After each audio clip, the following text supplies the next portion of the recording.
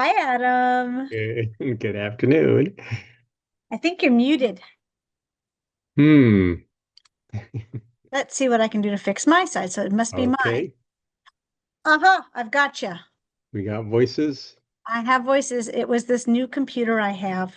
Thank you, Nicole. I appreciate that. Oh, excellent. Let me just do a quick screen share. Again, make sure everything There it is. I see it. there is. Okay, I'm gonna do a little swap. Hang on one second. Okie dokie.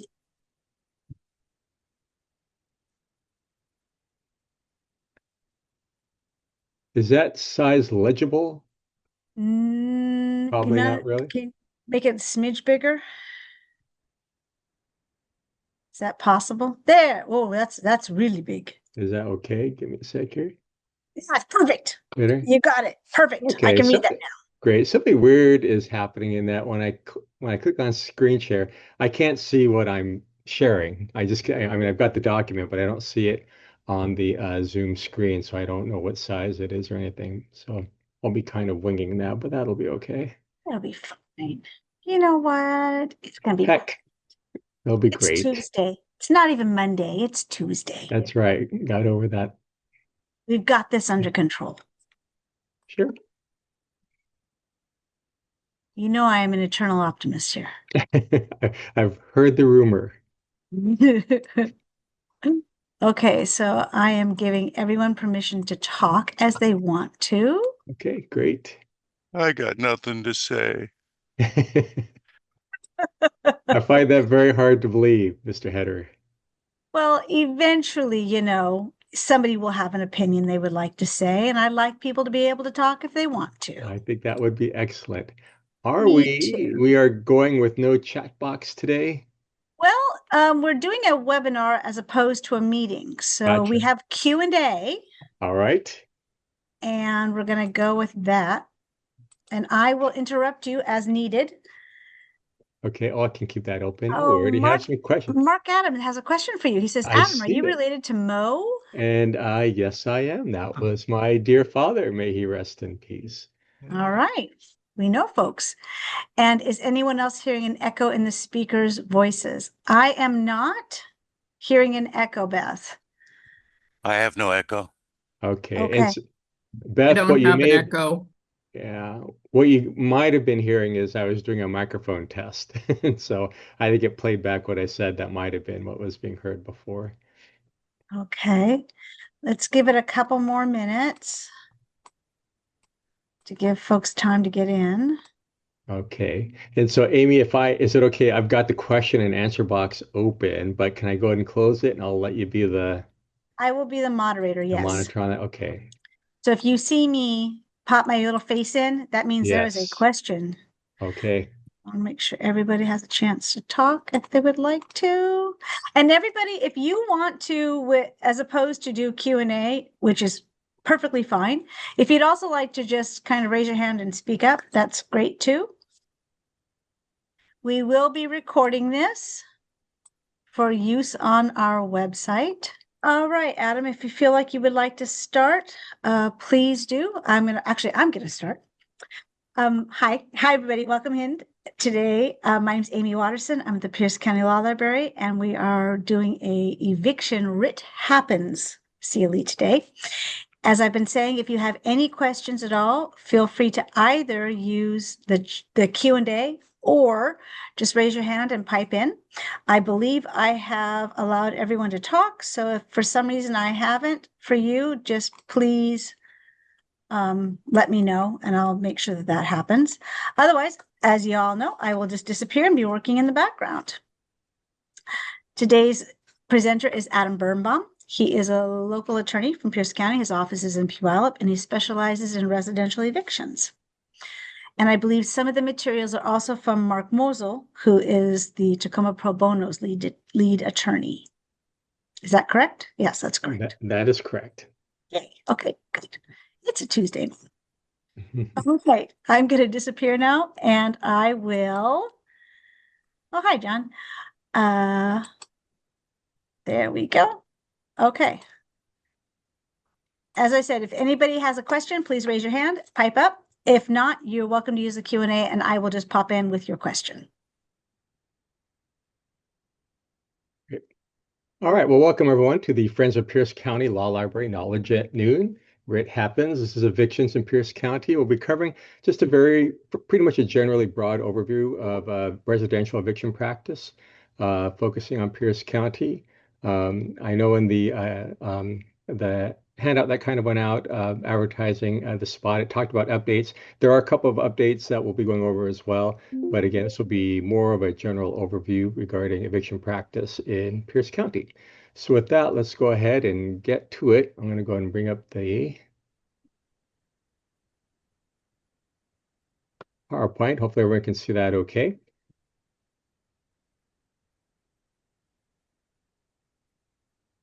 All right, and so this is the agenda as far as what we'll be covering today. Just a brief overview of unlawful detainers, eviction notices, the eviction summons and complaint, show cause hearings, appointed counsel, right to counsel, some common tenant offenses, and some of the aspects of the Tacoma Municipal Code and the Landlord Fairness Initiative and how that affects eviction practice in Pierce County. So the eviction procedure itself, it's an expedited summary proceeding, also sometimes called a special proceeding. And the ultimate goal of the eviction is basically just to determine the right of possession. So much to the disappointment of a lot of my clients who they seem to be more focused on rent and how are they going to get their money back from their tenant, it really is focused on just the possession of the premises. Any other issues involving the contractual relationship between the landlord and tenant are somewhat secondary. If the possession has been resolved before the eviction hearing, then you no longer have an eviction action. If you have outstanding issues like owing rent and whatnot, then at that point in time, you can go ahead and convert the action to a general civil action and seek those remedies. Likewise, the tenant can't raise any counterclaims as part of or in response to an eviction action. They have to bring a separate lawsuit for that. They can raise affirmative defenses, but no counterclaims. There are three statutory sources for an eviction action. The one is the Unlawful Detainer Act, RCW 5912. And then there's two branches out of that, the Residential Landlord Tenant Act that we'll be covering primarily today, also called the RLTA, codified under RCW 5918, and the Mobile Home Landlord Tenant Act, MHLTA, codified under RCW 5920, and we'll be focusing again on 5918 for today. 5912, the Unlawful Detainer Act, created a statutory special proceeding. This was back in 1890. It applies to all tenancies of any real property. And so in the context of today, that would include commercial tenancies and then those residential tenancies that fall outside of the RLTA. We indicate here this possession following a deed of trust foreclosure. That would be an instance that would fall it's a residential tenancy, but fall under 5912 and not 5918. The Residential Landlord Tenant Act was passed in 1973, and it governs residential tenancies. Well, what does that mean? It's actually in the definitions, but basically it's when a tenant occupies a dwelling unit for living purposes under a rental agreement. Don't get sidetracked by the term rental agreement. Although a lot of local jurisdictions mandate having a written rental agreement, for the purposes of 5918, a rental agreement can be a verbal rental agreement. If there's been any type of exchange of housing for a monthly rent payment, even if it's not reduced to writing, well, you're under the RLTA 5918. The Residential Landlord Tenant Act is strictly construed in favor of the tenant, and that's pursuant to Wilson v. Daniels. That is something that you need to keep in the back of your head at all times when you're doing anything involving residential evictions, because that hangs over you as the landlord's attorney through every aspect of going through an eviction action.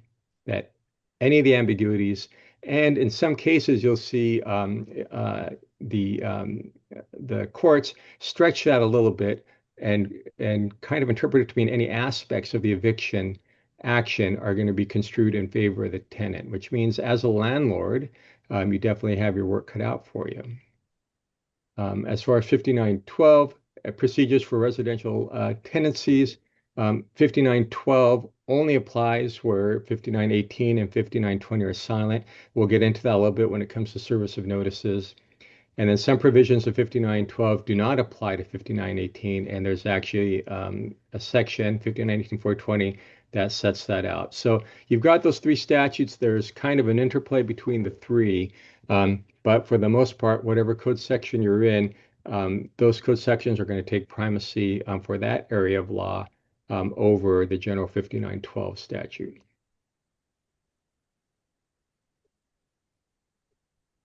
5920, Mobile Home Landlord Tenant Act. Again, this involves mobile home parks and mobile homes, and I use both of those terms in quotes. Basically, when it comes to mobile home parks, it's two or more mobile homes on a single lot. And then when we talk about mobile homes, the interpretation of that definition has shifted actually quite a bit over the years. In the past, if you had an RV or a trailer, didn't really fit the statutory definition of mobile home.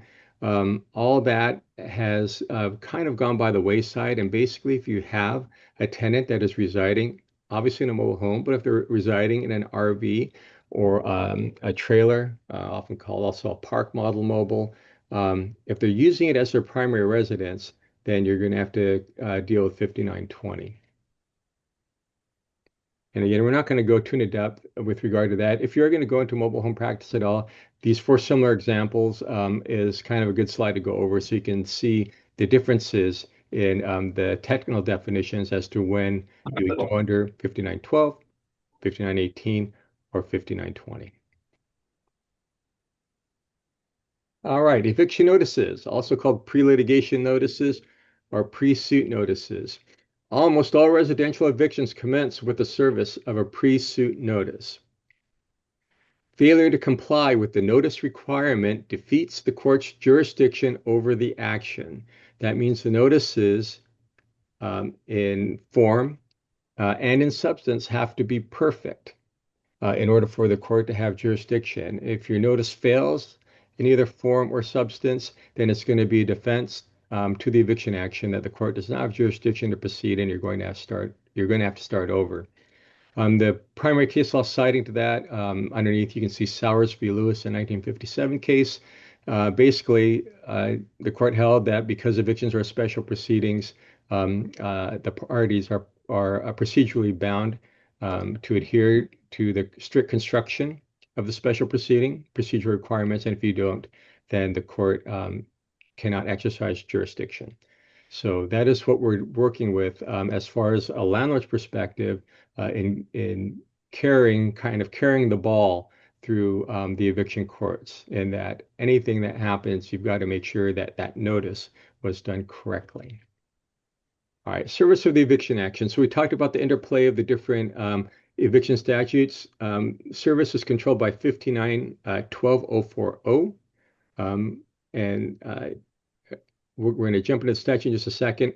Just note that service of the eviction notice and service of the summons and complaint are two different issues. And so we're not talking about the summons and complaint yet. This is just serving the eviction notice on the tenant.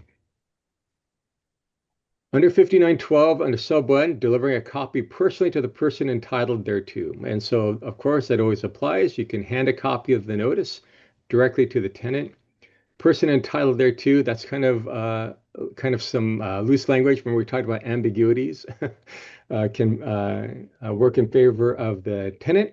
And so typically when our office does any eviction action or drafts a notice, or we're instructing our clients to draft the notice, we tell them to name any tenant that is named on the lease and also include the phrase "and all other occupants." And the reason for that is through the course of the eviction action, you may come to find out that there are other people living there that you weren't aware of. They may be unauthorized occupants. They may be authorized, but they aren't on the lease. And so by using the catch-all "and all other occupants," it helps kind of cover the bases and making sure that any person entitled to notice of the eviction action is getting that notice. So if you go to deliver the notice, and notices can be delivered by the landlord. You don't need a process server for an eviction notice. Um, and you go to knock on the door, you have to make some type of attempt to do personal service, knocking on the door, ringing the bell. Um, Under sub two, if someone comes to the door and they're a person of suitable age, then you can give them the notice and send a copy of the notice certified mail, and that would be deemed service. This is an unusual method of serving the notice. I rarely see this happen. Usually, if someone answers the door, a friend or whatever the case may be, the tenant is usually there, and then the process server or the landlord can say, "I need to see the tenant." They come to the door and they get handed the notice. Or if the tenant is in a home and someone else is there, they normally don't come to the door. So in that regard, you move to subsection 3. Under subsection 2, if you do hand it to someone of suitable age and discretion, and you do mail, currently you have to mail that certified mail. And so that's not certified with the return receipt. So don't go through the expense of using a return receipt mailer because that is not compliance with the requirements. It's just certified. So the certified can't be rejected by the attendant recipient. And so they'll get it and you'll have a record of that. Under subsection 3, if no one comes to the door, then you go ahead and you'll post a copy, affixing a copy of the notice in a conspicuous place on the premises. To me, that means the main entryway to the abode. So if it's a home and apartment, front door, if it's an ADU or something, they enter through a side entrance or a back entrance, it would be that entrance for their unit. I'm kind of OCD when it comes to notices. So if you've got 3 tenants, let's say you've got a John Doe, Jane Doe, and all other occupants, which would be 3, and you've got those 3 notices, and you go to knock on the door, no one answers, I would affix all 3 copies to the front door. Okay, but you're not done. Then you have to send those 3 copies also through the mail. Again, must be by certified mail, and it has to be mailed again within the state of Washington. So if you well, basically that speaks for itself. So again, post it on the door, mail certified from someplace within the state of Washington. Now, there's some additional requirements if you choose to post and mail. First, if you look at the bullet point below, it says, when service is made, 5 additional days shall be allowed before the commencement of an action based on such notice. Okay, so you've got to add 5 extra days, and we're going to talk about how that happens in just a moment. Also, a termination of served pursuant to the section shall specify in the notice the date by which the person to whom the notice is sent must vacate or, if applicable, comply. So the notice, any eviction notice that's served, has to have a due date on it. And that wasn't always the case, but when this statute was last revised last summer, they included that. Now, the way I've got it on the slide, it's all broken out in nice bullet points. But when you look at the statute, everything is lumped together. Again, so that can kind of add to the ambiguity of how to interpret the statute. But I'm giving you my experience on how Pierce County interprets the statute. Okay, so post and mail. You have this additional 5 days you have to wait before commencement of the action, and then that notice has to have the due date on it if it's posted and mailed. If it's not, and due date is not otherwise required on the notice, you hand it to them. That is not required. I'm going to pop in for a moment. Okay. Beth Solon has a statement or a question. Oh, okay. If you post and mail and you have more than one notice, must all notices be sent via separate certified mailings, or can it be in one envelope? Okay, so that's a great question. And so for Pierce County, I have not seen the bench here require separate notices, but I do it that way. So just to make because we operate out of a lot of counties and we don't want to do separate procedures. So, but I haven't seen the bench here find that was not good service. I think you definitely need to have all names on the mailer. So again, John Doe, Jane Doe, and all other occupants, and then put all 3 copies of the notice in a single mailer. Probably be okay, but it's just a couple extra bucks, and we're going to get here. We're going to talk about HB 2664, where we don't have to deal with certified mailing. So actually, a couple extra cents. Probably better to do separate mailings. Adam, I just want to make a general announcement. Anybody who has a question, if you don't feel like you want to type it in, you are more than welcome to raise your hand and ask the question directly. Obviously, Q&A is perfectly fine as well, but just giving options. All right. Thanks, Amy. And just so you know, I've got the applicant or the people that are here reduced, so I can't see any raised hands. If you could let me, that'd be great. Okay, so we have HB 2664, which strikes the certified mail requirement and making first-class mail sufficient. So when you post in mail, you would not have to do a certified mailing. You could just do first class. Um, Question. this, yes. What happens if you don't know the names of the persons who may be residing on the property? Yeah, that's a good question. So I would really take the extra step to go out there and ask how it is that they identify themselves. I've had that before. You have some squatters or people that come in, a new owner buys property and they're tenants and they don't know who they are and there's no lease. Take the extra step, go out there, see if they will talk with you. I think you've got to make that kind of good faith effort. If they're not communicating with you, then I would list them as, you can do occupants 1 through 3 or whatever the case may be, John Doe, occupant, anything like that. Again, it's more about the possession of the parties, and if they try to argue the fact that there wasn't a name, well, they've got a duty to disclose. And if they get in front of the judge, you can have them identify themselves at that time and move to amend the pleadings on the record. But that would probably be the easiest way to handle that if you have someone you don't know their names. Okay, so let's talk about this HB 2664. So that just recently passed. I don't believe it's been signed yet. I believe it's going to the governor, maybe signed today. I'm using more Wi-Fi. Okay, But it's going to can you be check and see if effective it's 90 back? days yeah, after because March mine's 12th. back, Lindsay's is back. And I'm sorry. Oh, thank you for muting, Karen. Uh, After March 12th, I guess, which is the last day of the legislative session. So if that's the case, March, April, May, June 12-ish, you will no longer have to do certified mailing on your notices, and you can just do first class. And that's presuming nothing happens to the bill between now and it going to the governor. Okay, so when posting mailing, how to incorporate the additional 5 days. Two interpretations, strict construction. This is what Pierce County follows right now. Basically, the notice doesn't change. And so if the notice is, let's say it's posted and mailed on January 5th and tells the tenant they've got until basically February 5th to comply with the notice, and you end up posting and mailing it, okay? Strict construction is that notice is served when it's been posted and mailed. So if it's been posted and mailed on January 5th, then that's when the 30 days starts. Oh. Okay. So what about the 5 days? Well, I've heard it referred to as an administrative hold. So basically, on February 5th, if the tenant hasn't performed by that date, then you wait your 5 days and then you can start your eviction action. Now, I have definitely seen in this scenario where the notice due date was 30 days after it was served, and an attorney went and filed it before the 5 day period had passed, and that case was dismissed. Okay. But strict construction is if that tenant or if that attorney had waited the 5 days and then filed and or served, he would have been okay.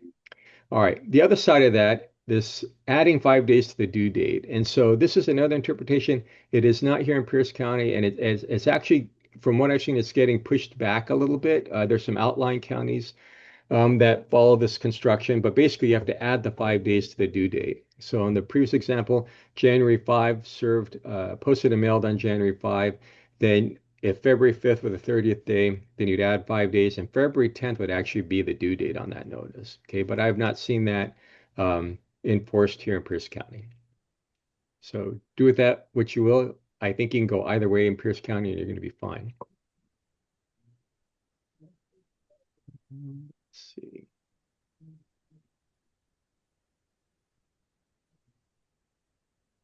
Okay, and so under the recent, well, it's not recent anymore, but under 2021 updates, basically, Residential Landlord Tenant Act was changed, and there's only one basis for no cause eviction. That's a 60-day notice of non-renewal. Before you can serve a 60-day non-renewal notice, the tenant has to have occupied under 2 consecutive leases of at least 6 months each, or one 12-month lease, and no interruption during their occupancy, meaning if you had a 6-month lease and gave them a new lease and they didn't sign it for a month later, so they're on a month-to-month tenancy, and on the 8th month they signed a new 6-month lease, you're going to have problems. You're not going to be able to use the 60-day non-renewal. Okay, so it needs to be consecutive.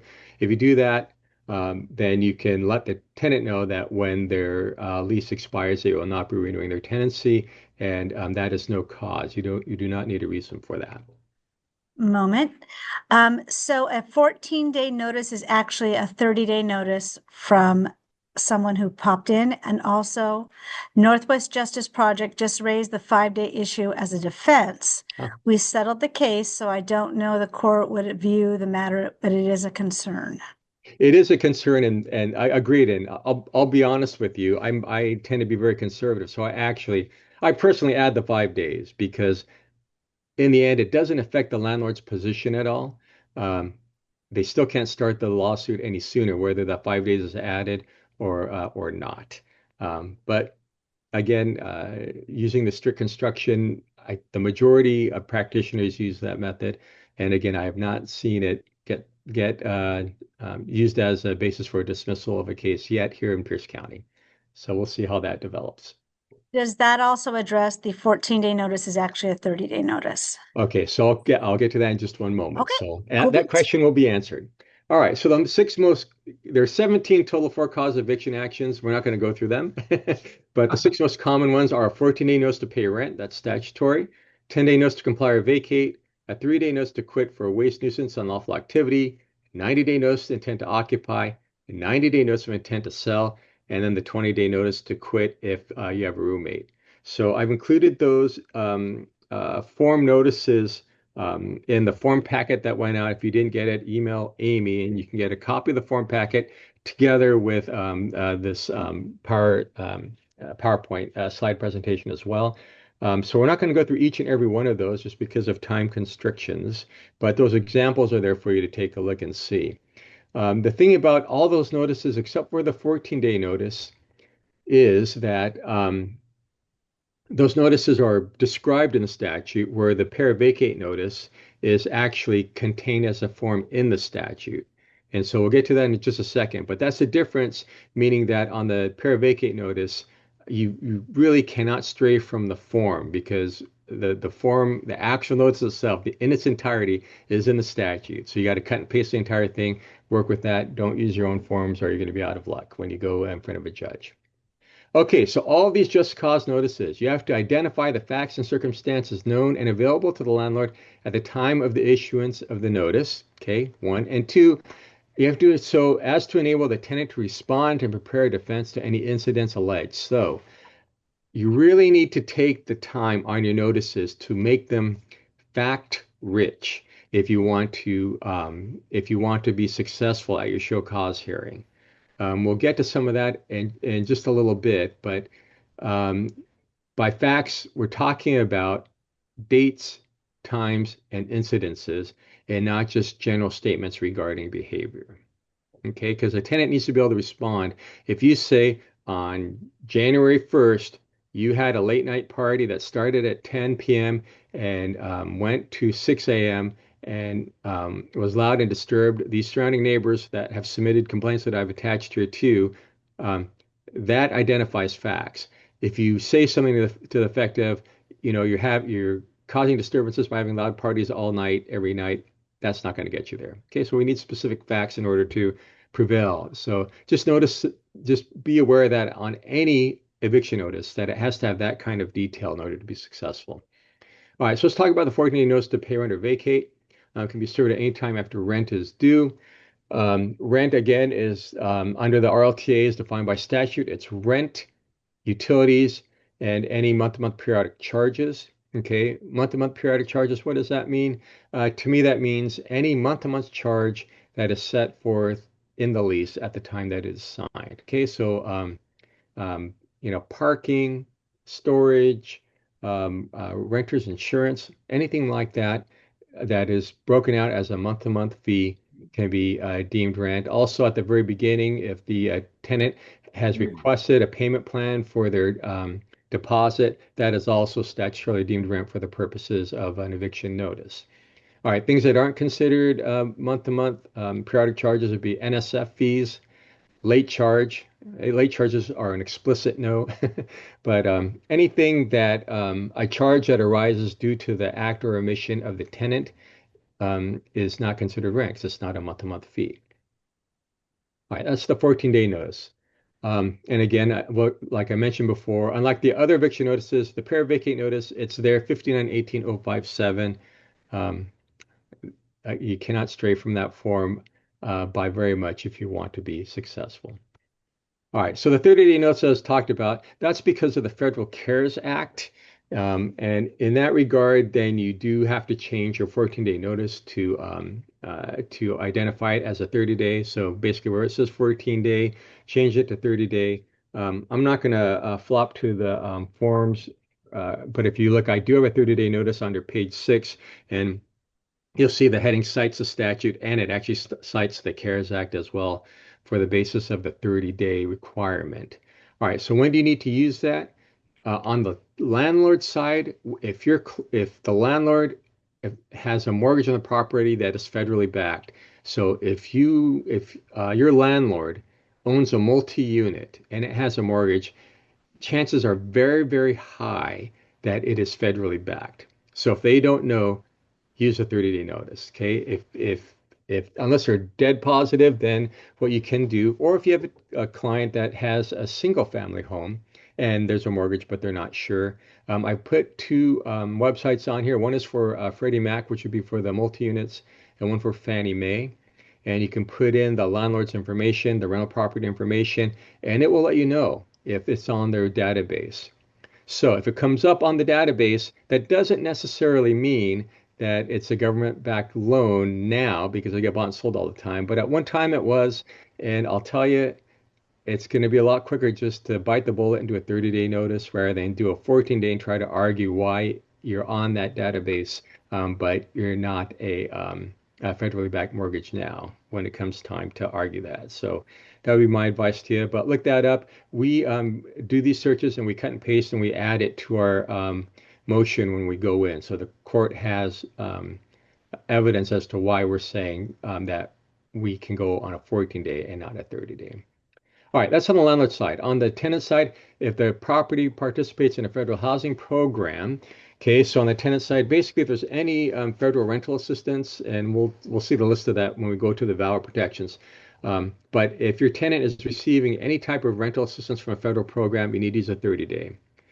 If your property is a low income tax credit property, meaning as a landlord, you're in the LTIC program, you have to use a 30-day. So if there's any government involvement at all touching that tenancy, you have to use a 30-day notice to parent or vacate.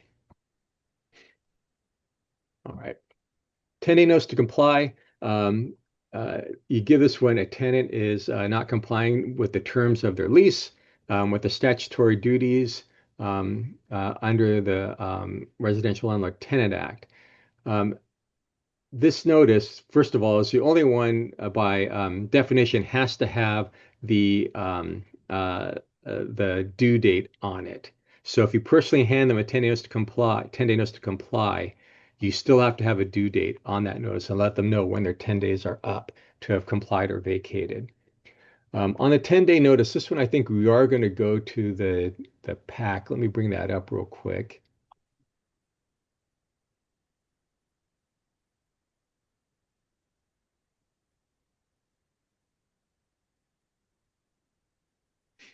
Okay, let me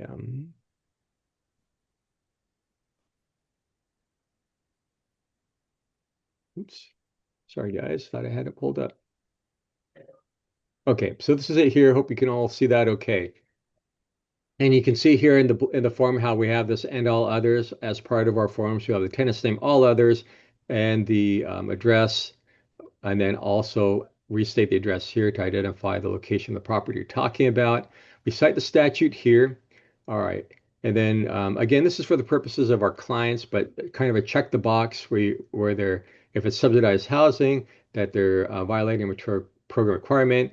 If it's a term of their rental agreement, and or an obligation under the law. They would check one of those. And then here, whatever term it is that they are breaching, there's no reason in this day and age you can't cut and paste that lease term, that statute, and just put it into your notice, okay? So they know exactly what it is that they're breaching, what it is that they need to be complying with.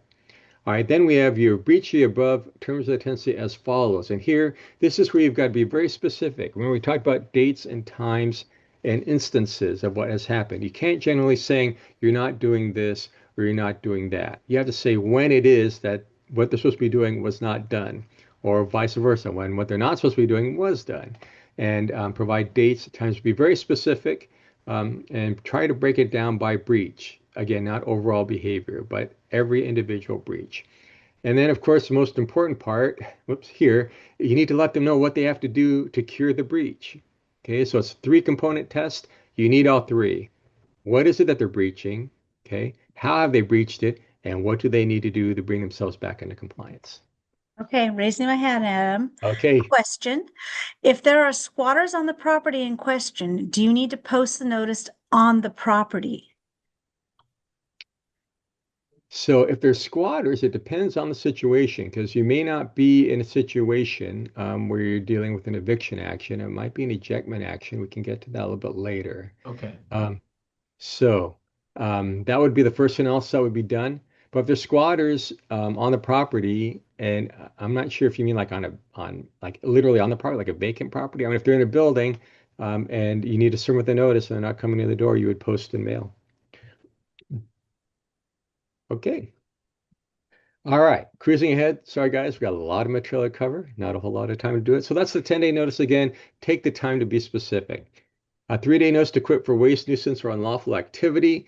As far as dealing with waste, two types of waste: commissive means where they're doing a deliberate or voluntary act, or permissive, where there's a negligence or omission to do that which will prevent injury.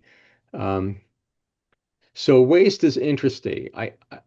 To me, what I use as a guideline for waste on the property is that if the tenant is doing enough damage that it exceeds whatever they've left as a damage deposit. I mean, I know that sounds, well, doesn't sound like the best way to do it, but from a practical aspect, I mean, if they scrape the floor, but they've got enough deposit to cover the reflooring when they leave, I don't know that the landlord has actually been damaged, right? Has been prejudiced. But if they've gone and they've left a $150 deposit and their barbecue has basically burned down the back half of the unit, well, yeah, that's definitely waste, right? So I kind of use that as a balancing test. Obviously, if it's something that's fairly major, it may not warrant having the damage equal or exceed their damage deposit. But for me, that's a good baseline and analysis. And it actually, when you have to argue it, and you can argue, well, the damage far exceeds their damage deposit, my client is being prejudiced from the landlord's perspective, you've got a pretty good argument for waste. Nuisance, while there isn't a definition of nuisance in the RLTA, there actually is a statutory definition under 748.010 for civil nuisance, and that actually works pretty good when you apply it to the eviction standards. So whatever is injurious to the health or indecent or offensive to the senses or an obstruction to the free use of property so as to essentially interfere with the comfortable enjoyment of the life and property. Okay, so that you can kind of use that as a baseline if someone is acting in a way that constitutes a nuisance. And if they are above that threshold, I think you've got a basis for evicting based upon nuisance. Unlawful activity, actively pursuing unlawful activity has become a little bit more difficult since COVID. It used to be pretty straightforward. If they're engaging in an activity that is statutory unlawful, that was typically enough. Nowadays, not quite so much. So if it's criminal activity, you really need to have an arrest. And there are some jurisdictions out there, and I'm sorry, I should have had this site available. I don't have it at my fingertips here. But there's case out there that does hold that if someone has been charged with a crime but has not yet been convicted of the crime, that you can't use the charge as a basis for taking prejudicial action against them. So even though someone has been charged with assaulting, and a tenant has been charged with assaulting another tenant, that may not be enough. But it's a good starting place to issue unlawful activity type of notice. But I can tell you certainly there have been cases of tenant on tenant crime where the tenant has not been evicted. And those have been mostly in cases where there's been an underlying issue, some type of mental instability, something like that. That became the focus of the defense and not so much assault on the other party. And they were able to, through reasonable accommodation, kind of subvert the eviction action from going forward. Let's see, code violations and whatnot. You know, if someone is running like a daycare, an unauthorized business out of their home or out of their unit, if you can get the whomever the agency is to enforce that, you just write a citation. That would be enough to get you going as far as unlawful activity on the premises. Okay, oops. All right, the 90-day notice of intent to occupy by owner immediate family member. That's pretty straightforward. The definition of immediate family member is defined. Basically, it means state registered domestic partner, spouse, parents, grandparents, children, including foster children, siblings, and in-laws. Second cousin Vinny probably isn't going to quite get you there. So watch those definitions. And the 90-day intent to sell, again, pretty straightforward. You just need to make sure that the landlord does follow the statutory requirements of selling. This is only applicable to single-family residences. So if you got a duplex or a multifamily, you're out of luck. And the home is expected to be listed after the tenant leaves for 60 of the 90 days after the landlord has gotten the premises back. Okay. Adam? Question. Oh, just a Question. second, please. If a 14-day notice has been served for non-payment of rent, does it benefit the landlord to serve an additional 90-day notice to sell the property? Okay. Benefit, I don't know if that would be the right word for it. So in Pierce County, you're okay serving successive notices. So if you got a 14-day notice, parent or vacate, and then let's say halfway into that notice, it's like, well, the landlord wants to sell. I want to do 90-day. You can do the 90-day. It probably wouldn't hurt to put something on that 90-day notice indicating that the landlord is not waiving their rights to evict based on the previously served 14-day notice. Okay, just so there's no confusion. There are other counties that if you do successive notices, you're going to have some issues. And they seem to take the position that by serving a subsequent eviction notice, you have kind of eviscerated the previously served notice. Okay, so outside of Pierce County, you got to be careful of that. I haven't seen that issue arise in Pierce County. It's, one notice doesn't necessarily eviscerate the other. But like I said, in the subsequent notice, probably wouldn't be a bad idea to put something in that notice that landlord is not waiving the rights under the previous notice. Okay, were there any other questions on? Yes, Okay. Adam. Steve DeDavo here. Yes, sir. Under the 90-day notice of intent to sell, have there been any challenges at this point because of the requirement to list with a broker, particularly when the owner has lined everything up and it's an off-market transfer? Yeah, so that's an issue that's just, that issue has not gone up. And Okay. so that is something that's that is starting to come up a little bit, right? Because of course, if you sell by owner or you're selling to a family member, you're not going to list it. Yeah. I don't have a black and white answer for you. Personally, I would think that speaking from an equity perspective, that certainly the tenant, right, does not receive any benefit one way or another regarding who buys the home or the manner in which it is bought. So I think as long as the deal is sound, right, you have a purchase sale agreement and the property is being sold for, arm's length transaction prices, I don't think you're going to have an issue with that. It's not going to prevent the landlord from possibly getting sued for damages after the fact by the tenant, because you're not following the statute or by the letter of the law. But I think you'd be okay. In the same vein, the statute does say 30 days, and on occasion, Yeah, the owner landlord takes possession of the property and it's in such poor shape, exactly. it can't be rehabilitated to the point where it's ready to go to market in 30 days. I don't know if anybody's addressed that issue either. Yeah, and again, I haven't seen that. I'm not aware of any damages being awarded based upon that, but it really comes down to the landlord. I have clients I've had that situation, and I said, boy, you just need to document everything. Document when you've retaken the premises, document that you have, actively and affirmatively sought contractors to get in there to get them in at their first instance to do the repairs, or if you're doing them yourself, right? They've been done on a timely basis. Keep your receipts. Just set yourself up for success and having to defend against that if you're not able to follow the letter of the statute. But I agree. I don't think a landlord should be forced to sell at below market prices because they have to sell a property that's been destroyed, right? As opposed to getting it back, rehabbing it, and putting it back on the market when it's ready.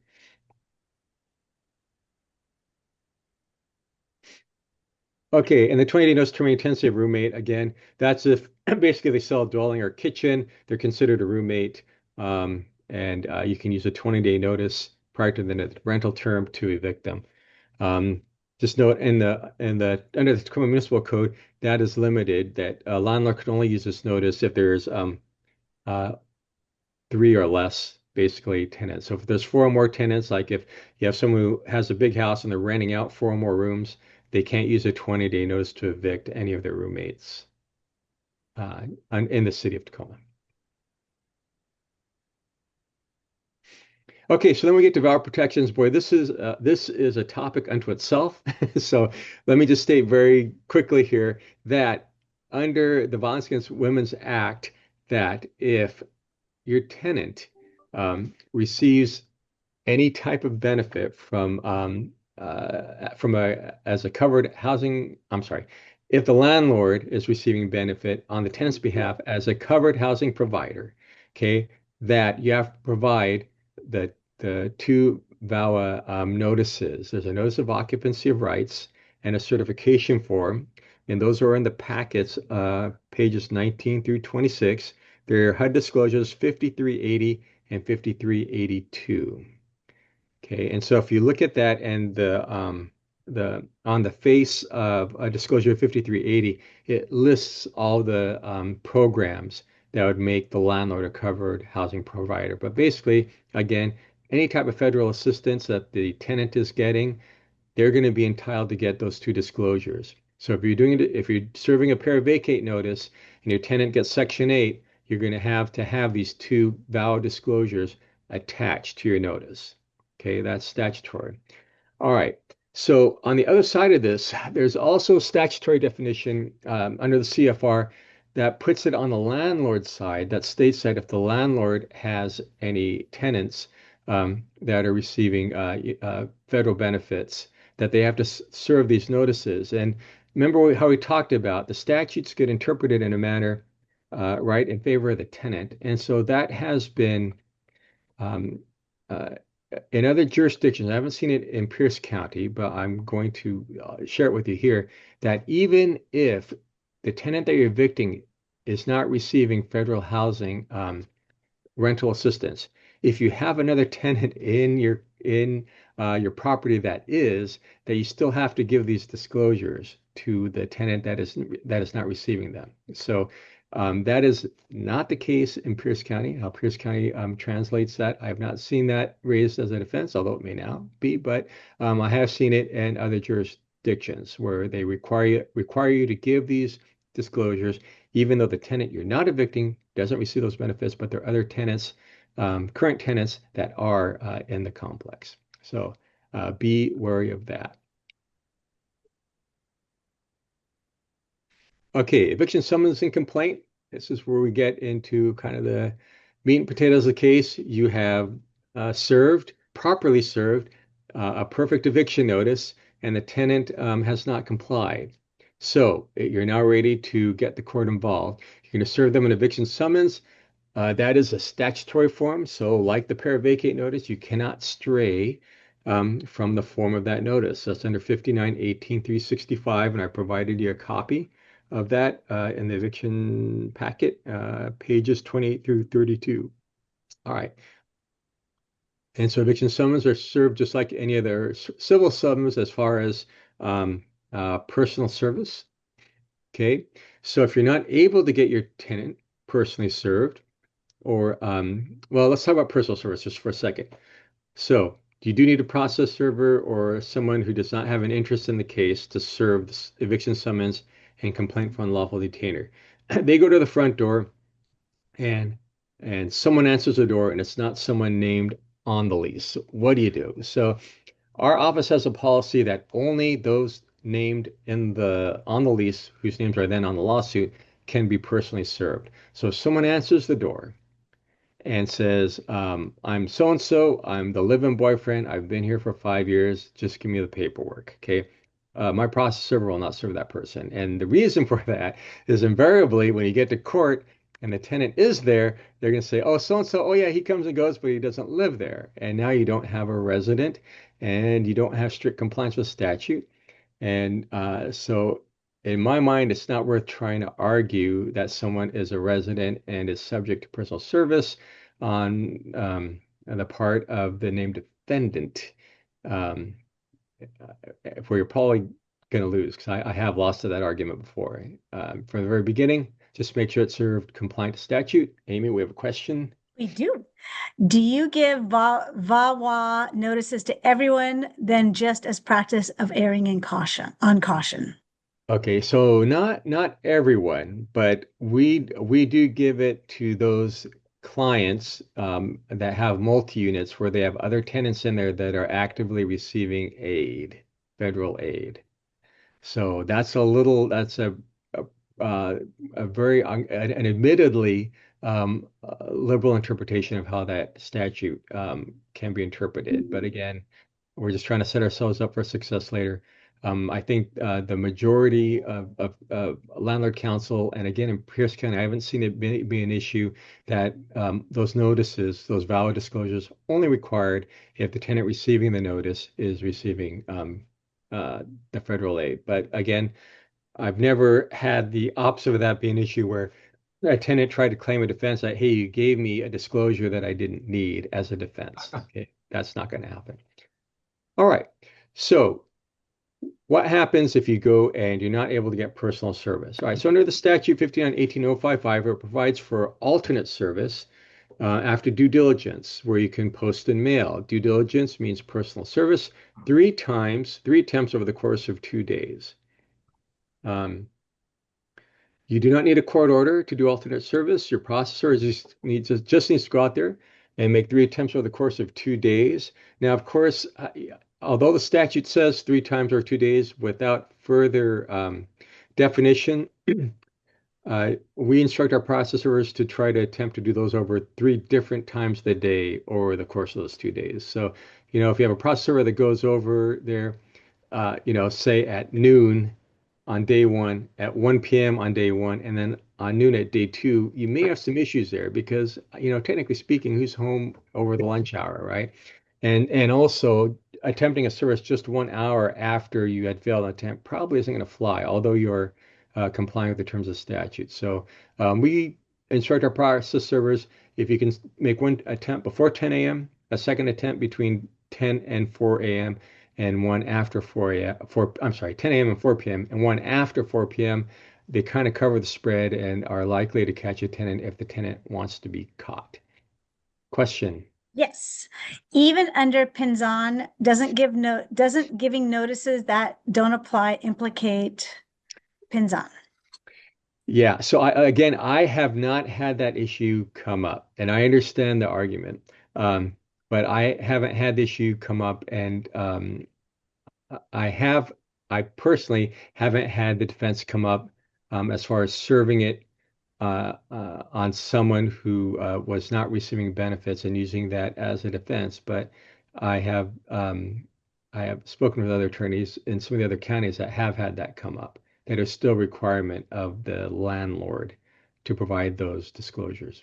So again, you can use your best judgment there. In Pierce County, again, probably not going to be an issue. I haven't seen it be an issue one way or another. All right. So as far as the alternate service, so you posted and mailed, If you do use this method of posting and mailing, and it has to be mailed by first class and certified mail. So you go knock on the door, no one is there, you post your copies, and then when you go to mail, it has to be mailed by both first class and certified mail. If you use this method of service, your return date on the summons must now be at least 9 days. Okay, so as opposed to the typical 7. So if you go there with a return date on your summons that is only 7 days out, you need to correct that return date before you serve those paperwork. You serve that paperwork. So keep that in mind. Also bear in mind that when you use the alternate service method, that you are only going to be able to get, well, basically in rem jurisdiction, you're only going to be able to get an order for the writ. You will not be able to get a judgment or for any back rent owed or for your fees and costs. Okay, question. As a small residential landlord excluded from City of Tacoma rules, once the 14-day deadline has been reached or time period expired, is the landlord obligated to accept a payment agreement at any time after 14-day notice time expires? Okay, so I'm going to give you the practical answer. Okay, and this is it, and I guess it depends, right? So if the tenant is behind in rent, but there are a lot of other issues there, and the landlord does not want to keep the tenant, basically, but it just so happens that they're behind in the rent. Now they're bringing themselves current. There's a couple ways to deal with that. So if the rent if they are able to pay the rent on the face of the notice, okay, that is due before you can serve them or file the summons and complaint, okay, or let me say that another way. After the 14 days is gone, if you're able to serve them with a summons and complaint on day 15, okay, or get it filed on day 15, I'm sorry, let's say, let me back that up. 14 days goes, okay, and then you have to wait your 5 days, right, before you can file or serve, okay? If you can get it filed or served on that 6th day, and then the tenant tenders payment, right, I don't think you have to accept it at that point in time. If you're serving a 14-day and you've served it in a manner that the total rent due, the due date on the notice is the same month that you serve the notice. So let me back up. Let's say you serve the notice, say on January 2nd, okay, and then on January 16th, payment is due.